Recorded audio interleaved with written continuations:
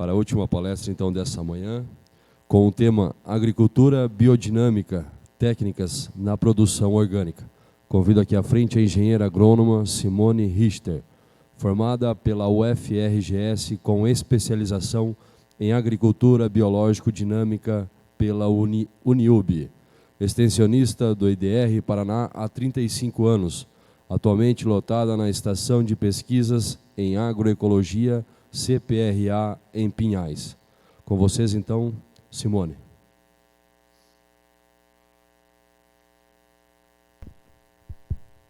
Bom dia a todos e todas. Eu queria agradecer muito o convite que nos foi feito para conversar um pouco sobre esse tema não muito ortodoxo. Eu fiquei com essa incumbência de tratar o tema da agricultura biodinâmica, né, com suas técnicas. Então, vamos lá, vamos tentar fazer isso dentro do tempo que nós temos. O que eu vou estar trazendo para vocês é um pouco do nosso trabalho, né, da nossa experiência de vida aí nos últimos anos, mas tudo começa com um curso que a gente fez, que é o curso de especialização. O Júlio está aqui, não sei se tem mais algum outro colega que fez o curso conosco. E não teria como a gente não fazer uma breve introdução e falar sobre o pai da agricultura biodinâmica, que é o Rudolf Steiner. Então, ele coloca em 1924, já vai fazer 100 anos, daqui a 2 anos, né? Ele coloca os princípios da agricultura biodinâmica para um grupo de agricultores, em torno de 200 pessoas mais ou menos, na Alemanha. Mas, na verdade, ele era filósofo, né? Filósofo, escritor. O Steiner, uma pessoa muito especial, muito incrível, como dos grandes gênios que nós tivemos, foi um grande gênio, né?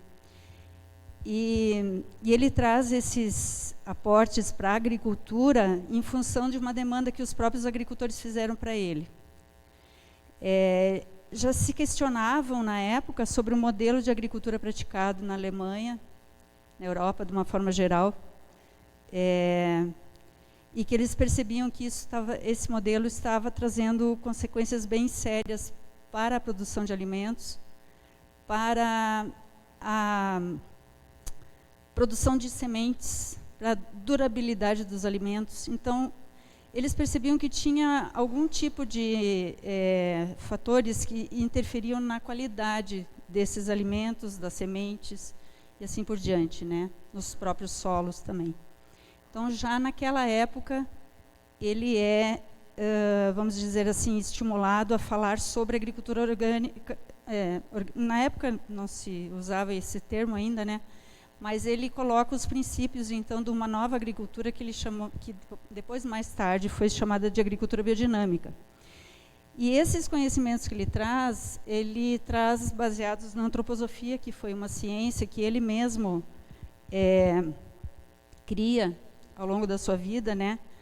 Onde ele procura dar um sentido, né, para toda a existência humana. Ele faz buscas muito profundas, muito filosóficas. Eu acho que é legal a gente mostrar que existe essa conexão da agricultura biodinâmica com tanta profundidade que o aporte dele traz nessa busca de uma consciência maior com relação ao nosso papel no planeta, né? O ser humano como um ser em evolução.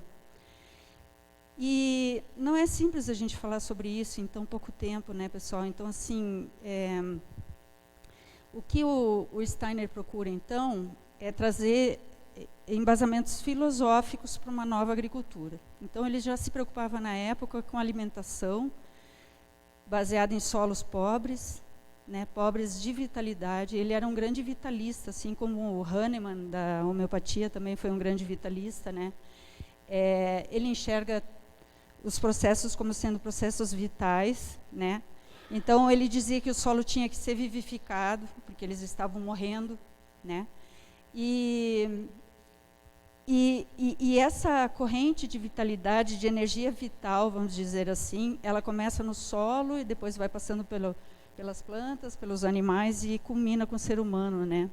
E ele dizia que uma nova humanidade precisava se alimentar de alimentos íntegros nessa qualidade vital, para que nós tivéssemos saúde, para que nós pudéssemos ter condições de exercermos o nosso papel enquanto seres conscientes. E ele emancipa o ser humano do resto dos reinos, dizendo que a nós cabe um papel muito mais importante, que é o reino humano, né? Que ele traz elementos do reino animal, traz elementos do reino vegetal e do reino mineral, mas com uma nova missão, que é a missão de trazer consciência, né? O seu papel, o papel do ser humano no planeta. Então, é muito profundo, e eu acho que a gente vai ter que acelerar um pouco em função do tempo, que eu já estou olhando aquele relógio ali. Mas, assim, só para vocês entenderem que a gente não pode resumir a agricultura biodinâmica às suas técnicas, porque senão seria empobrecer a agricultura biodinâmica, né? Mas, claro, eu preciso chegar lá. Essa foi a encomenda que me foi dada. Mas tudo começa com a antroposofia. O Steiner produziu na sua vida mais de 100 obras em todas as áreas do conhecimento. E eu tenho vergonha que, com a idade dele, ele morreu mais ou menos com a minha idade, já tinha produzido tanto e eu não li 10% do que ele já produziu, né? Então é uma vergonha, mas eu me proponho ainda, um dia eu chego lá. Tudo começa com a Filosofia da Liberdade, que é o primeiro livro dele, e depois vai contribuindo em todas as áreas do conhecimento, né? Na pedagogia, na nutrição, na medicina e também na agricultura. Então, assim, inadmissível nós, que estudamos agronomia, não termos aprendido agricultura biodinâmica na universidade. Porque eu penso assim, a universidade deveria nos abrir os portais do universo. Mas a gente é tão limitado na parte filosófica, tão pobre em artes, em outras áreas do conhecimento, e a gente fica limitado a uma série de receitinhas. E não que não sejam importantes, né? O conhecimento mais científico, da forma como é visto hoje, cartesiano, ele cumpriu seu papel, mas ele não explica tudo, né? Muita coisa fica, vamos dizer assim, por trás do mundo manifesto. Nós conhecemos muito bem, através da ciência, o que nos é manifesto, o que nos é conhecido e dado a conhecer, e que nós podemos perceber pelos nossos 5 sentidos. Só que o Steiner dizia que nós não temos só 5 sentidos, pelo menos nós temos 12. Então a gente deveria de ampliar a nossa capacidade cognitiva, nossa capacidade de compreender fenômenos que estão para além do mundo que é sensível. Bom, então ele faz uma série de conferências para os agricultores numa semana, que deu aproximadamente, foram 8 conferências, e elas são conhecidas até hoje, né? E a gente estuda os textos que foram transcritos, esse livro não é uma obra dele, mas é sim um compilado das suas palestras, e a gente estuda até hoje o que ele queria dizer, com toda aquela profundidade que ele foi desenvolvendo o tema da agricultura com os agricultores, né? Ele foi um primeiro, talvez, que tenha trazido esse conceito de organismo agrícola, né? Na segunda conferência, então, no dia 10 de junho de 1924, ele coloca esse olhar, né? Ele diz que as propriedades deveriam ser vistas realmente como um grande organismo. Como se a gente olhando para nós mesmos, né, conhecendo que nós somos um organismo, cada um tem o seu organismo, pudéssemos extrapolar essa visão para uma propriedade rural. E ela deveria de ser autossustentada, né? Naquela época não se falava isso, mas ele falava numa certa individualidade coerente. Então, isso significa que ela teria que ser autossustentada o máximo possível, que ela fosse totalmente independente, ou o máximo possível independente, que não ficasse aportando insumos externos. E eu aqui, deixa eu tentar mostrar, Porque ele fala o seguinte, que a entrada de adubos e coisas semelhantes já deveria ser visto em 1924 como remédios para uma agricultura doente.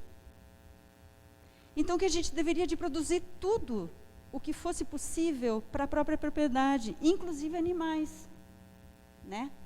Porque os animais numa propriedade trazem uma característica que na agricultura biodinâmica e na antroposofia nós entendemos que são forças, eu vou estar falando em forças, né?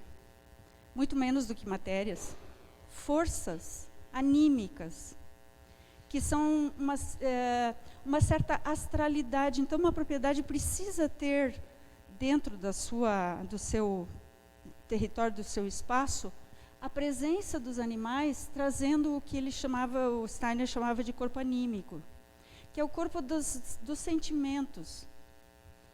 E os sentimentos, né, pessoal, sempre são aflorados quando a gente tem contato com os animais, são estimulados. A gente se compadece. É diferente a nossa relação com plantas, que nos trazem também, vamos dizer assim, alegrias, né? Nos trazem beleza, estética, mas as plantas são muito mais, vamos dizer assim, voltadas para os fatores externos, né? Para o clima. Dificilmente elas expressam sentimentos, né? Agora, os animais não. Os animais têm essa astralidade que é um componente que o Steiner chamava, que são os componentes espirituais, vamos dizer assim, de uma propriedade. Então, quanto mais presença de animais, mais nós teremos também essa astralidade presente, né? E o ser humano, obviamente, culminando o conjunto de todos os reinos, né? Mas um ser humano consciente do seu papel. Bom, o que nós desejamos? Que os alimentos sejam saudáveis, com alta qualidade biológica, um solo vivo, plantas que sejam sensíveis, antenadas para o ambiente e para o cosmos, com saúde, animais vigorosos e saudáveis, e um ser humano livre, ético, espiritualizado, né, que seja o condutor e responsável por todo o processo produtivo. Isso é lindo. É de uma profundidade assim que a gente quase não vê em outras correntes esse tipo de discussão. E as técnicas, na verdade, são ridículas também, são simples, vamos dizer, de adoção. Na verdade, a agricultura biodinâmica não contradiz nada da agricultura orgânica, mas ela complementa.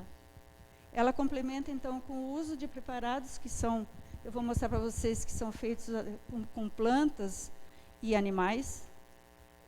O calendário biodinâmico, ele não é obrigatório, mas ele é recomendado. E uma visão fenomenológica, quando a gente, vamos dizer assim, tenta tomar um caso, observar uma situação, fazer uma anamnese, seria também desejável, né? Ele nos ajuda bastante. E os preparados biodinâmicos, talvez muitos já tenham ouvido falar. Então, tem uma certa dose, assim, o pessoal fica meio reticente quando a gente fala sobre eles, porque parece uma coisa, assim, do plano das magias, né? Então, as pessoas têm, na verdade, um grande preconceito para se trabalhar esse tema. E eu vou fazer um exercício com vocês, né? Porque o que eu procurei durante dos últimos 16 anos que eu estou trabalhando com a agricultura biodinâmica é descomplicar. E isso significa fazer. Porque no momento que a gente começa a fazer, a gente teoriza menos e faz mais. E a gente começa a ver que não tem tanto mistério, que não é tão difícil. As dificuldades a gente coloca na nossa cabeça em função da nossa incapacidade de compreender tão profundamente como o Steiner compreendia os fenômenos.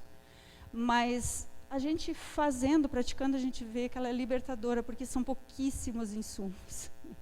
Né? Não é proibido fazer um adubo verde, não é proibido usar uma cama de aviário, mas nós sempre vamos procurar usar os preparados para melhorar, para sintonizar plantas com o cosmos e assim por diante. Então, a fenomenologia significa observar fenômenos naturais com profundidade, vivenciar os fenômenos naturais com os nossos 12 sentidos, nos permite entender como que o Steiner enxerga duas grandes forças que regem o planeta e talvez até o universo também. Uma polaridade está nas forças cósmicas, que é tudo que tem a ver com o que vem do cosmos, que são então energias e forças relacionadas ao calor, à luz e à secura. Então, o que vem do cosmos é seco, quente e iluminado. E no polo oposto, nós temos o que o Steiner chama de forças terrestres, que são exatamente o contrário. Que daí a gente poderia dizer que está na zona dos solos mesmo, né? Onde estão as raízes. Então, quanto mais escuro, mais úmido e mais frio, mais essas forças estão presentes, né? Então, é desejável que um solo fértil tenha essas forças terrestres estimuladas. Mas a planta, ela é um ser incrível, porque ao mesmo tempo que ela tem que crescer para baixo, ela tem que crescer para cima. Como é que ela não estoura, né, no meio do caminho? Porque ela precisa fazer duas forças completamente opostas. E ela se desenvolve justamente nessa relação do crescer para baixo, procurando estas forças, e o crescer para cima, procurando as forças cósmicas, né? E os preparados, os dois principais preparados, eles vêm nesse sentido de estimular forças terrestres e cósmicas. E eu vou então explicar, meu Deus, 28. O primeiro preparado, então, é um preparado chifre-esterco, né? E Steiner, muito sábio também, procurava utilizar insumos que os agricultores têm na sua propriedade, em grande abundância, pelo menos as propriedades que têm animais. Então, ele utilizava chifres e esterco de bovinos para fazer um preparado para estimular as forças terrestres. Então, você vai pegar chifres de animais, de bovinos, né? Eu já usei de búfalo também. E vi que a qualidade é boa. E vi que cabe mais. Cabe mais volume. E você vai encher os chifres com esterco fresco de bovinos. Muito importante usar esterco de vacas em lactação, que é justamente a vaca. Não é por nada que os indianos dizem que ela é sagrada, né?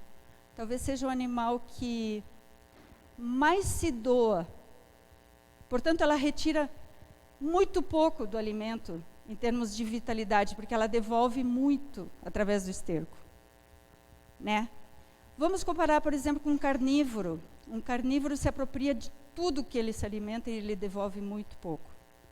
Tanto é que a gente praticamente não usa esterco de carnívoros para nada. De humanos, então, nem pensar. Acho que não existe ser humano, não existe ser no planeta mais egoísta, porque o seu esterco não serve para absolutamente nada, a não ser contaminar o ambiente, né? Ele não devolve vitalidade nenhuma, pessoal. Zero. Zero vida. Bom, e daí nós vamos, então... Isso aqui são tudo oficinas que a gente vai fazendo com alunos, com jovens, com agricultores, enfim. Vai encher e vai enterrar. O Steiner dizia que era importante enterrar durante 6 meses. Esses 6 meses são sempre no outono, que é um momento que a natureza também está se recolhendo. Portanto, as forças terrestres estão muito presentes nessa estação do ano. E a gente vai enterrar 6 meses. E depois vai desenterrar e o preparado está pronto. Gente, a gente não precisa comprar nada. Nada. Né? Chifre, pega num matador, se não tiver animal na sua propriedade, e vai enterrar com esterco. Qual é o nível de dificuldade de fazer isso? Né? Eu acho libertador. Mas, enfim. Bom, A gente pode guardar os chifres assim, ou pode tirar o conteúdo e guardar num lugar também sombreado, escuro e úmido. Por quê? Esse preparado diz respeito a essas forças. Umidade, escuridão, frieza. As dosagens são ridículas, são homeopáticas. Nós vamos usar 150 gramas para 1 hectare. Só que nós vamos dinamizar durante 1 hora. A gente vai diluir em água, vai botar num tonel e vai ficar dinamizando com movimentos circulares, depois eu vou explicar como. E a gente vai pulverizar sobre o solo. Qual é o nível de dificuldade de fazer uma coisa dessa, a não ser o nosso preconceito? Que a gente acha que isso aí é bruxaria. A gente tem preconceito, né? Bom, quando? Imediatamente antes de fazer um plantio. Então, se eu for semear amanhã, hoje à tarde, no final da tarde, seria o melhor horário para mim fazer a pulverização sobre o solo. Ah, pode ser em cima da palhada? Também pode. Gente, nós estamos mandando energia, nós não estamos mandando matéria. Tá? Não é um adubo. Ele vai vitalizar, revivificar o solo, que era o que o Steiner falava, que nós precisávamos de solos que fossem novamente revivificados. Solos mortos, né? Voltando a vivificar. O outro preparado, que é o polo oposto, nós vamos usar chifre também. Ai, mas que coisa, por que chifre? Chifre, além de ser uma coisa que os agricultores têm facilidade de encontrar, ele tem um formato muito interessante, se vocês prestarem atenção, que ele forma um cone. Ele reproduz muito alguns movimentos que existem no universo, né? Da espiral. Ele é um recipiente que não se degrada tão rapidamente, dura, fica muito tempo, você pode reaproveitar esses mesmos chifres. Nesse caso aqui nós vamos usar agora com silício. E o silício é o grande portador da luz, segundo o Steiner, né? São cristais de quartzo, então, que nós vamos usar. A gente vai triturar e vai usar depois ele triturado para encher os mesmos chifres, né? Aqui primeiro a gente triturava na marreta, depois a gente começou a triturar num pilão de ferro. Só que daí tem que depois passar um ímã para tirar o ferro, porque não é o ferro que nós queremos o silício. Peneirando e tal, daí a gente faz como se fosse uma papa dessa farinha do silício e enche os chifres e enterra novamente. Quando a gente desenterra, está assim. Pode tirar do chifre ou pode guardar ali mesmo, só que ele vai querer luz. Então, tu pode botar, por exemplo, dentro de um vidro e botar numa janela. Quanto mais luz ele pega, mais ele depois vai irradiar essa luz. Por que seria importante aqui em Curitiba este preparado? Olha como é que é o nosso clima. É tudo que nós precisamos aqui em Curitiba. Por que as plantas adoecem tanto aqui?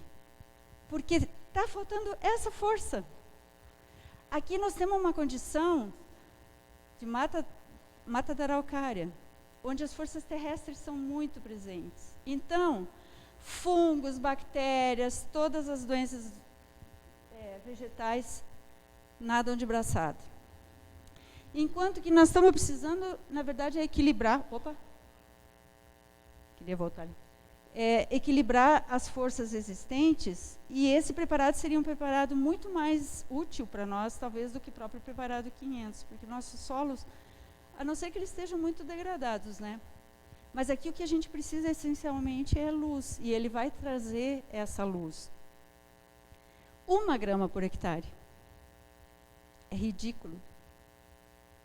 É ridículo, né? As quantidades. E nós podemos fazer, é libertador, né? Então, assim, também nós vamos colocar na água, vamos dinamizar durante 1 hora. E depois vai aplicar, ao contrário aqui, de manhã cedo. Para justamente trazer essa luz para o dia, né? Sobre as plantas. A gente não vai aplicar sobre o solo, vai aplicar sobre as plantas. E ele vai trazer essa resistência as doenças, né? Então, a planta vai ficar, vamos dizer assim, mais tolerante, mais forte para o ataque de pragas, principalmente de doenças, né? Então, ela vai, inclusive, interferir nas propriedades cor, aroma, textura, resistência a doenças, sabores e açúcares, né? Porque justamente é o que falta luz. Então, as nossas frutas são aguadas, não tem gosto, né? Não tem gosto de nada, ou é azedo. E esses dois preparados, eu diria que quase que resumem a agricultura biodinâmica, mas não resumem ainda. Depois nós vamos ter mais 6 preparados que são usados na compostagem. Mas e como é que nós vamos fazer, então? Dinamização. Durante 1 hora, dinamizando a água, contendo o preparado, né? E ele vai formando um redemoinho. Esse redemoinho, ele representa a mesma coisa que acontece no universo. Acontece no mar, acontece nos tufões, né? Acontece nos nossos redemoinhos na cabeça. Em tudo que é lugar, se a gente for ver os processos vivos, eles têm esse movimento, e é o que o Steiner traz, essa ideia do biodinâmico, é justamente essa coisa da vida pelo movimento, né? Então, você vai formar um vórtice que é esse redemoinho, e aí você começa a girar no sentido oposto rapidamente. Então, gira para um lado, gira para o outro, e assim a gente fica 1 hora fazendo o processo de dinamização. Tem tantos fenômenos que repetem esses movimentos, né? Que a natureza está sempre expressando, e a gente não para pensar, a gente não presta atenção. Então, ela está por tudo, né? A gente tem redemoinhos em tudo que é lugar. E a gente pode fazer com uma vassoura. Daí o pessoal diz, só podia, bruxaria, né? Vassoura, qual é o problema? Qual é o nosso problema com uma vassoura? Né? A gente tem problemas assim que estão no nosso plano mental, né? E aí a gente pode fazer num tonel e pode passar uma tarde ali mateando e dinamizando, todo mundo junto. Qual é o problema? Tudo certo. Pode fazer num tonel assim também. Em vez de girar com uma vassoura, então gira o tonel, quando é uma quantidade menor, né? Ou então, com esse outro tonel, que a gente adaptou de uma centrífuga de mel. Ali nós estamos fazendo 2 sistemas. Bom, agora começam os preparados de composto. Daí o pessoal se arrepia mais ainda, porque agora entra a parte de órgãos animais. Daí o pessoal, meu Deus, agora é pagelança, né? Pagelança. Bom, vamos lá. O preparado 502, ele é um preparado, então, daqui para frente, são 6 preparados que a gente usa na compostagem. Tá? Só que como é que a gente faz o 502? 1000 folhas, muita gente conhece. É uma planta medicinal. Pronto alívio. 1000 folhas, milefólio, né? Dentro de uma bexiga de cervo. Então, agora, em vez de chifre, nós vamos utilizar... Porque o Steiner sempre traz um elemento mineral, um elemento vegetal e um receptáculo animal. Porque ele acha que essas forças anímicas e as forças etéricas, as etéricas são vindas dos vegetais, né, predominantemente. E as anímicas dos animais, elas precisam ser potencializadas e se devolver isso para uma pilha de composto. Então, por que uma bexiga de cervo? Bom, Steiner tem um capítulo inteiro só para explicar isso. O porquê que ele faz essa relação entre 1000 folhas e bexiga, né? Bom, 1000 folhas é uma planta que se usa para bexiga. Interessante. E a bexiga do cervo é o órgão mais sensível de um animal muito sensível, que é o cervo. O cervo é muito antenado, né? O cervo é um animal que está sempre ligado. E tanto é que quando ele se assusta, o que ele faz? Urina. Então, esse conjunto de forças é muito associado entre o 1000 folhas e a bexiga de cervo. Então, quem vai ser o receptáculo? Nós vamos pegar uma bexiga de um cervo e vamos encher de florzinha de 1000 folhas, né? A 1000 folhas a flor é essa. e nós vamos encher ela e vamos deixar secando durante o verão, e depois a gente vai enterrar no inverno. Opa, eu não tenho a foto dele enterrado. Quando a gente desenterrar, pessoal, não tem mistério nenhum, a bexiga já se decompôs. A gente fica só com as florzinhas secas, mas elas estão impregnadas dessa energia da bexiga do cervo. Isso é mágico, porque depois a gente vai libertar essa força, essa energia lá na pilha do composto. Então essa sensibilidade, nós estamos falando de sensibilidade, de estar antenado, nós estamos levando para dentro de uma pilha de composto que depois vai passar para as plantas, para o solo. É muito profundo. O 503 é outro preparado que a gente faz com a camomila, daí agora é outra planta medicinal, todo mundo conhece camomila, e ela tem uma relação muito profunda com intestinos. E no caso que a gente usa é a tripa do gado. Tripa do gado para fazer linguicinhas de camomila. Veganas. Não. A gente vai usar as tripas e vai fazer linguicinhas. Qual é o problema? Qual é? A não ser o nosso preconceito. A gente vai enterrar. Quando desenterrar, não tem mais a bexiga. Desculpa. A tripa. Ela já se decompôs, mas ela impregnou a camomila dessas forças anímicas do aparelho digestivo, né, da buchada lá, enfim, do gado. Vai enterrar e depois vai desenterrar e vai guardar a florzinha. A urtiga é uma planta que ela não precisa nenhum órgão. O Steiner dizia que ela é quase um animal. Porque ela contém, na verdade, muito ferro e tal, e ela já é uma planta assim muito evoluída. Ai, meu Deus, 13 minutos. Muito próxima já, ela toca o reino anímico, vamos dizer assim. Então a gente vai usar só a urtiga e enterra ela também, 6 meses. Depois desenterra e vai guardar ela sequinha, né? A casca do carvalho é o preparado 505, que é feito então com as cascas de carvalho. Elas possuem uma composição muito forte em cálcio e tem uma relação com ossos, né? Então, o órgão usado, na verdade, seria um crânio. Pode ser de qualquer animal doméstico. Eu já fiz com cavalo, com bovino, aqui está as cascas, né? A gente tritura e daí a gente vai preenchendo todos os espaços vazios de um crânio. E esse aqui, por exemplo, eu usei de ovelha, cabrito, já fiz de vários tipos, só que não cabe nada, cabe muito pouco. Mas também a gente usa tão pouco. E a gente tem que enterrar, daí esse é um dos preparados que é um pouquinho diferente o processo de enterrar. Ele tem que passar por uma fonte de água próxima, preferência até água corrente, ou então você fazer... Na Alemanha eles pegam muito a água do degelo, da neve, e fazem passar por dentro do crânio para trazer essas forças que a água traz, né?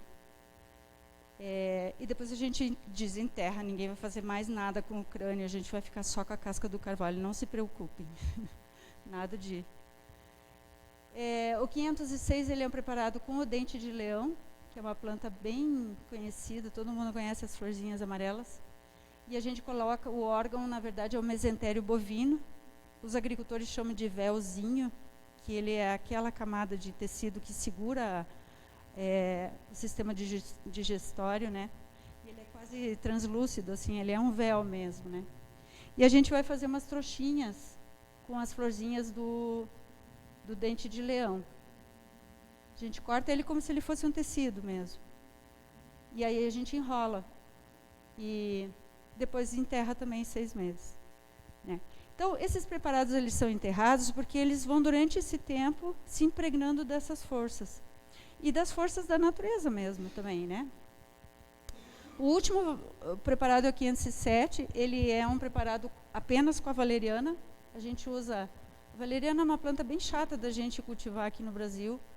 Eu só consegui ter ela durante uns 2, 3 anos, depois eu perdi, não consegui mais resgatar. A gente colhe as flores e tritura, moe as flores, né? Moe e tira um sumo dela. Então, você guarda ela líquida, que ela é um preparado que traz bastante também essa coisa do calor. E esses preparados, então, eles são adicionados na pilha de composto em pequenas doses, pequenas quantidades. São doses homeopáticas, pessoal. O processo da compostagem é exatamente o mesmo que se faz na agricultura orgânica. Só que você adiciona esses preparados para dar uma outra qualidade, né? No momento que você deixa depois esse composto ficar pronto com esses preparados, ele vai ser um composto biodinâmico, né? Que ele vai estar com uma outra qualidade. Por último, depois de adicionar os preparados, o último preparado, então, é a valeriana líquida, que a gente dilui ela em água, agita 15 minutos e pulveriza a pilha, como se fosse assim, lacrando a pilha para manter os processos de calor, não deixando perder calor ou, né, faltar calor. A valeriana traz muito essa questão da temperatura. E ali os meninos estão adicionando os preparados, né, dentro da pilha e, por último, pulverizando a valeriana. Meu tempo já está quase. Tem alguns preparados que a gente chama de acessórios, que não foi o Steiner que inventou, que criou, os próprios agricultores biodinâmicos foram criando, né? Um é o Fladen, o esterco líquido, as cinzas dinamizadas e o chá da cavalinha. Então, o Fladen, ele é um grande multiplicador dos preparados. Então, eu tenho pouquíssima quantidade de preparado e eu quero usar numa grande área. Se eu aplicar, será que eu vou conseguir fazer uma lavoura biodinâmica de grãos, não sei o quê? Bom, então isso aqui é uma invenção dos agricultores biodinâmicos que eu achei sensacional. É como se fosse um multiplicador dos preparados. Você vai pegar esterco de gado, colocar numa caixa sem fundo, né, e vai adicionar os preparados, como se fosse na pilha de composto lá, só que aqui dentro do esterco. 5 preparados e mais a valeriana por último, e deixa 2 meses. Depois você vai pegar esse Fladen e vai pulverizar ele, então, 300 gramas para 1 hectare, né? Sempre são baixíssimas quantidades de água também, você vai levar a informação, né? Também dinamizado por 15 minutos. Isso aqui amplia minha capacidade de uso, né? Por exemplo, assim, eu não vou usar composto na pastagem. Se eu tenho composto, eu vou usar na horta, porque é um luxo, né, eu usar no pasto. Só que eu quero que seja biodinâmico. Daí como é que eu faço para levar os preparados? Então, os preparados podem ser levados através do Fladen. É genial. Isso é a ideia dos próprios agricultores. O esterco líquido biodinâmico seria uma outra forma, né? Eu estava vendo você ali com os tambores, né?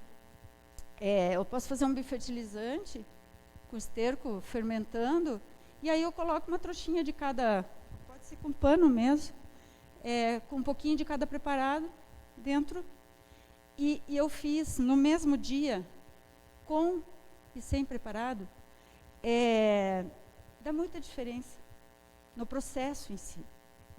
Esse aqui imediatamente passa o mau cheiro, os que têm os preparados, e ele fica com uma espuma. É muito diferente do que o outro que ficou tipo uma água parada lá, um troço meio esquisito, meio, né? Ele acelera o processo, ele tipo vitaliza mesmo o esterco. As cinzas dinamizadas, isso o Steiner fala acho que é na 6ª conferência, que se eu tenho, por exemplo, uma planta, né, um inseto, isso na verdade ele traz esse conhecimento lá da homeopatia, né, porque ele leu Hahnemann, o Steiner era muito iluminado, ele lia tudo, ele foi inclusive tradutor de muitas obras, né, então ele estudava bastante. Ele fala que, principalmente no caso de sementes e plantas indesejáveis, que nós consideramos daninhas, né, mas na biodinâmica a gente não gosta de usar esse termo, porque daninho, né, também é um preconceito. Elas deveriam de ser passadas pela ação do fogo, para a gente diminuir essa capacidade de proliferação que elas têm. Mas, gente, nós não vamos exterminar a espécie. Não tem esse risco. Nós vamos pegar um punhado de sementes e vamos queimar. Depois a gente tritura durante 1 hora. Pode pulverizar direto na forma sólida ou pode diluir e pulverizar na forma líquida também. Na verdade, nós vamos diminuindo a capacidade dessa planta a ir se perpetuando e tal, mas ela vai achar outros espaços. Eu não vou exterminar a espécie ou o inseto. Não é o nosso objetivo. É diminuir essa presença, esse incômodo a níveis toleráveis, assim, né? O chá da cavalinha, ele é feito mais como também um acessório para a gente poder apoiar no caso de doenças fúngicas, para mim não ficar usando muitas vezes o preparado 501, que é aquele da silícia, porque se eu uso muito, né, com o tempo assim, eu posso inclusive fazer com que as plantas fiquem mais baixinhas, porque o silício ele deprime, se eu aplico demais, ele deprime o crescimento das plantas, elas ficam mais secas, desidratadas, vamos dizer assim. Então a gente alterna 508 uma semana, 501 na outra, a gente vai fazendo alternado, assim, se a gente tem uma necessidade muito grande de combater, ou pelo menos prevenir ataque de doenças, né? Outra estratégia seria a pasta biodinâmica, que a gente usa muito em fruticultura também, que ela também utiliza o 508, misturado com terra, com esterco e tal, e a gente pinta os troncos, né? Essa também foi uma alternativa dos agricultores. Eu já tenho que correr. O calendário biodinâmico não é obrigatório, 3 minutos, mas é opcional. Existe em todas as línguas, né, e ele é publicado anualmente. Ele é um grande estimulador a gente parar para observar fenômenos, né, fenômenos como o clima e tudo mais. E a grande responsável por essa nossa vontade de entender um pouco sobre o cosmos, sobre planetas, sobre estações do ano e tudo mais, é a Maria Thun, que foi contemporânea do Steiner e fez vários experimentos, né, testando dia, horário de plantio, época do ano, lua, influência dos astros, de uma forma geral, no crescimento das plantas. Então, ela, eu acho que foi uma pessoa assim que estimulou. E hoje nós temos os calendários, inclusive, produzidos no Brasil, em português, e adotados por muitos agricultores, mas muitas vezes sem entender de onde que partiu, né? Então, assim, pensando um pouco na coisa da energia vital, né, que o Steiner tanto falava, que os alimentos deveriam de estar no máximo da sua energia vital para a gente se alimentar desses alimentos mais saudáveis e tudo mais. Uma forma da gente tentar comprovar isso é através da cristalogênese, né? É uma técnica que eu ainda não aprendi, mas é o meu sonho ainda, antes de me aposentar, trabalhar um pouquinho com isso também, que seria uma possibilidade. Mas eu tenho trabalhado com a cromatografia de Pfeiffer, inclusive o Lucas também, onde a gente tenta entender, através desse tipo de análise complementar, vamos dizer assim, a análise química, né? Entender o que está, muitas vezes, oculto, né? Que é justamente esse conjunto de fenômenos que dizem respeito à vida, né? A vida é um conceito tão difícil da gente explicar, mas não é porque seja difícil da gente explicar que não exista, né? Ele é tão real quanto os fenômenos mais, vamos dizer assim, mais físicos, né? Mas a gente tenta, então, traduzir de outras formas. E essa é uma leitura mais direta, né? Praticamente não envolve grandes cálculos, né? E sim uma leitura baseada no padrão de formação dos cromatogramas, das cores, né? Então é uma forma da gente tentar associar a qualidade do alimento. Alguns eventos, né, práticas que a gente tem se dedicado nesses anos foi justamente de formar pessoas, descomplicar a agricultura biodinâmica, difundir porque é inadmissível assim que tão poucas pessoas conheçam, né? A gente precisa socializar isso para justamente vencer o preconceito que está na cabeça das pessoas, né? Então a gente tem se esforçado de fazer. Olha, eu já perdi as contas das centenas de reuniões, cursos, mini oficinas, palestra de agricultura, mas eu gosto muito dessa coisa de botar a mão na massa, assim, porque aí a gente começa a ver que o mais difícil talvez seja aqui dentro. A gente precisa botar as coisas em movimento, né? E isso energiza a gente, energiza as pessoas. Eu acho que a gente cumpre esse papel importante, né? Tudo que é tipo de grupos e formações, enfim. Deixa esse poema do Steiner, né? Que ele fala muito dessa coragem que a gente tem que ter, né? Que a gente precisa erradicar da alma esse medo, terror do futuro, e a gente está vivendo um momento tão difícil da gente se manter íntegro, espiritualmente falando, né? Mas sempre que a gente lê as palavras de um gênio, assim, a gente se conforta, a gente se anima de novo, e a gente vê que a gente precisa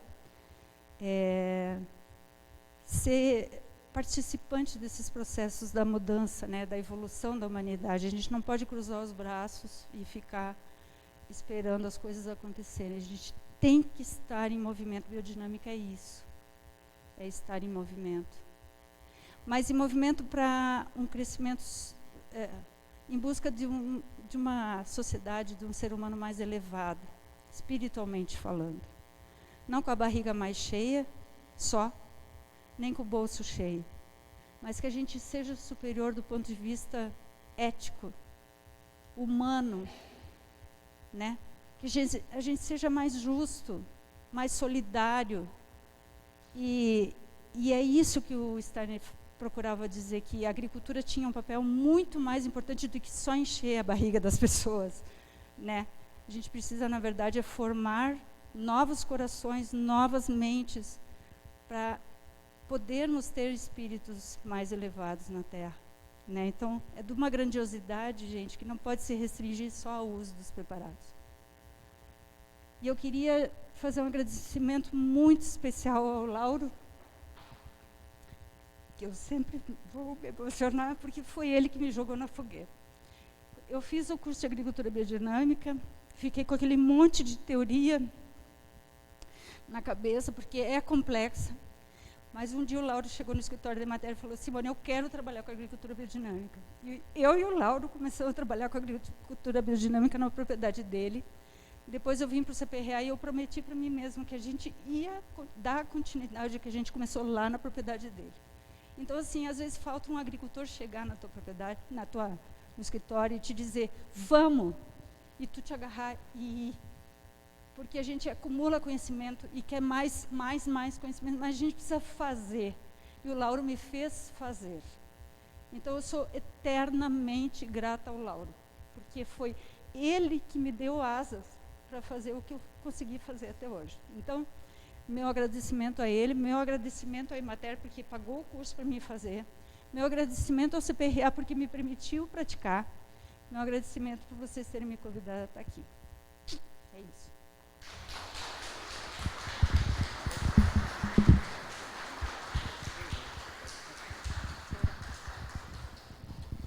Então, neste momento, deixamos abertas as perguntas para quem tiver a fazer a palestrante Simone.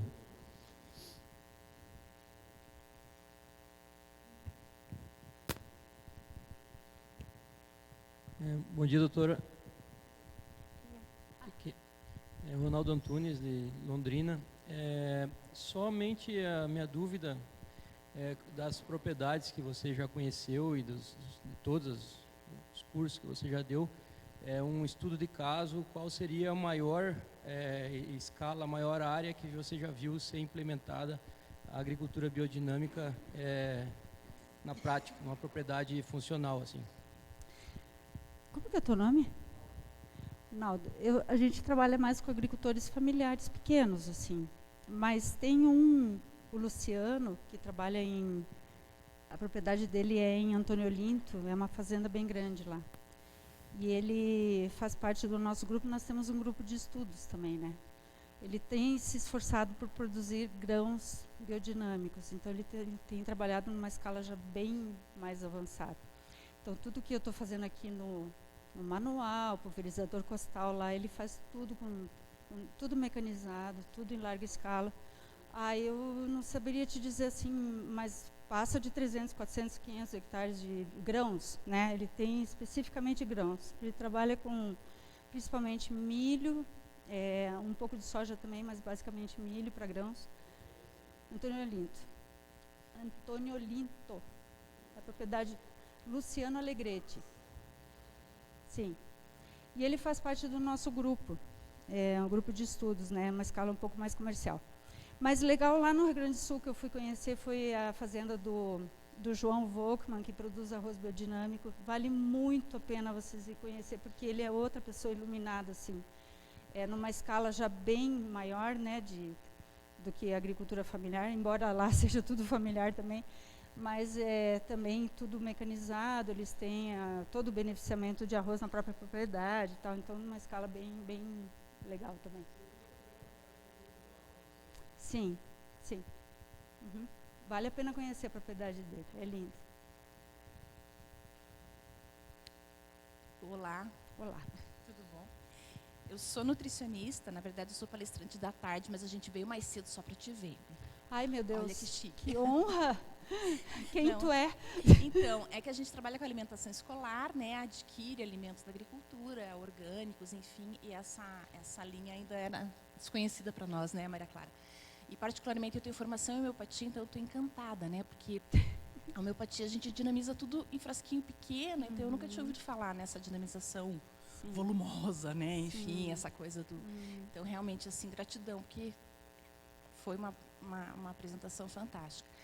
A minha única dúvida é em relação à cromatografia. Vocês fazem do alimento, do solo, que padrão que vocês... que padrão não. Essa cromatografia é feita do que em relação a quê? Tá. Essa que eu mostrei a foto ali que eu tenho trabalhado é com solos. Como que é teu nome mesmo? André. André, aquela ali que eu mostrei na foto é cromatografia de solos, tá? Mas a gente pode usar a mesma técnica também para alimentos.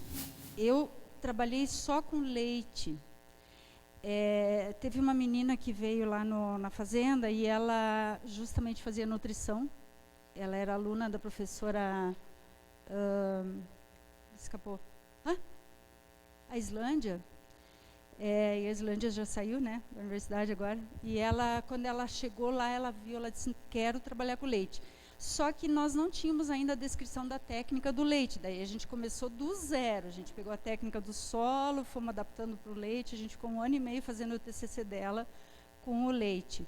Mas para os outros alimentos a técnica já está descrita, né? Só que eu ainda não trabalhei com outros alimentos. A única experiência minha foi com o leite e com solos, que eu venho trabalhando já há 10 anos que eu estou trabalhando com solos. Tá?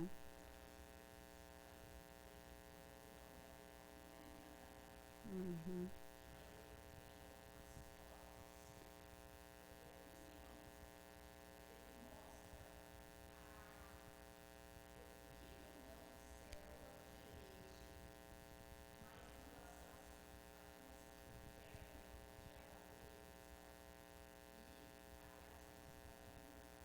Uhum. Sim, sim.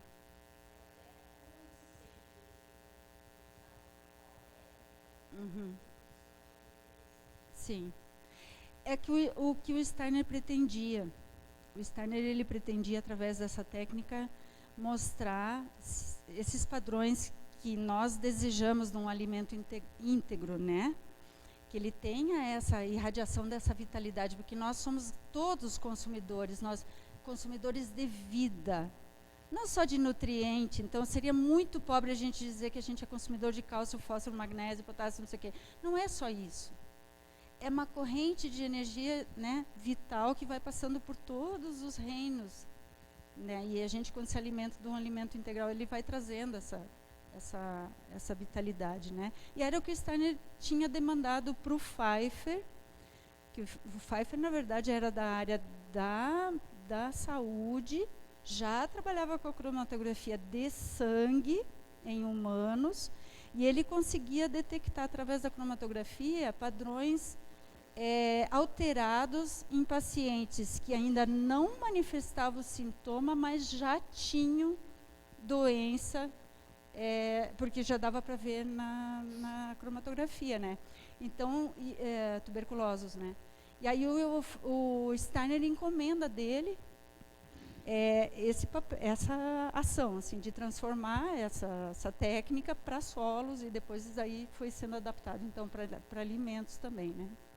Então, bem possível que sejam essas fotos, não sei, eu não estou lembrando.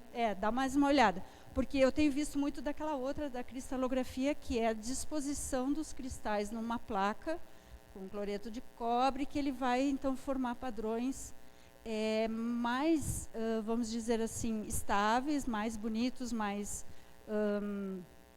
íntegros do que, por exemplo, um alimento, sei lá, degradado, que daí é tudo caótico, tudo, né?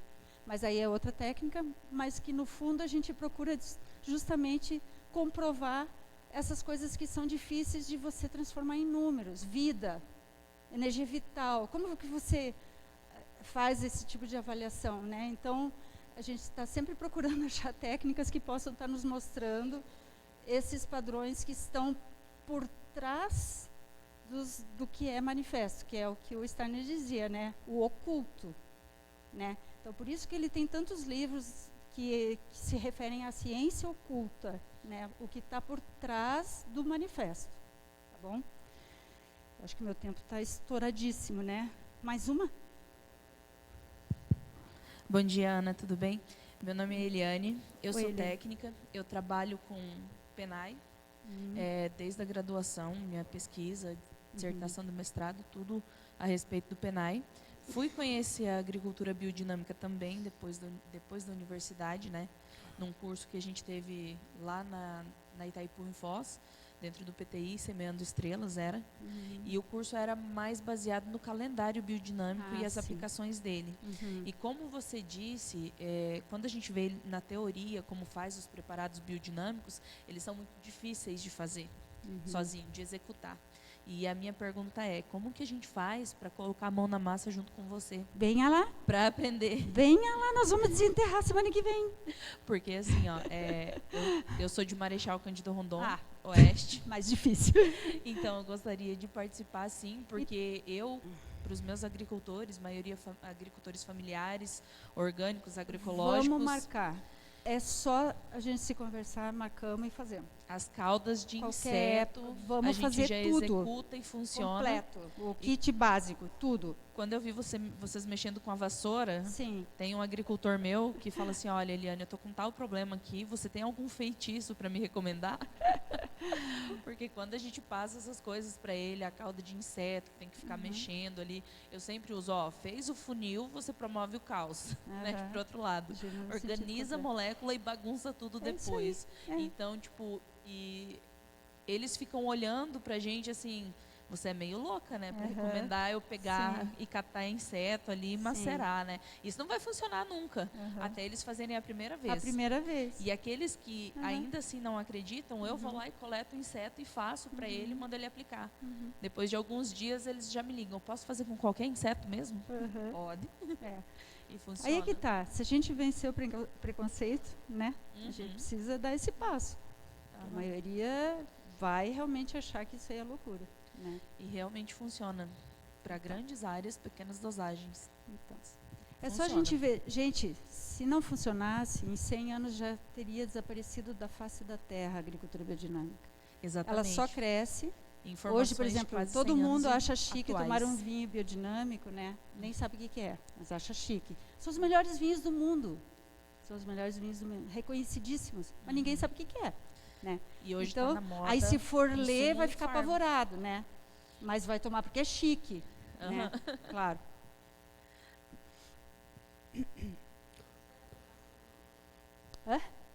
Vou desenterrar o 500. Sim. Claro. Sim, sim. Conversamos. Beleza? É isso? Obrigada, gente. Então agradecemos o conhecimento repassado pela engenheira agrônoma Simone Richter. Convido novamente a Suzane, então, para fazer a entrega da certificação à palestrante.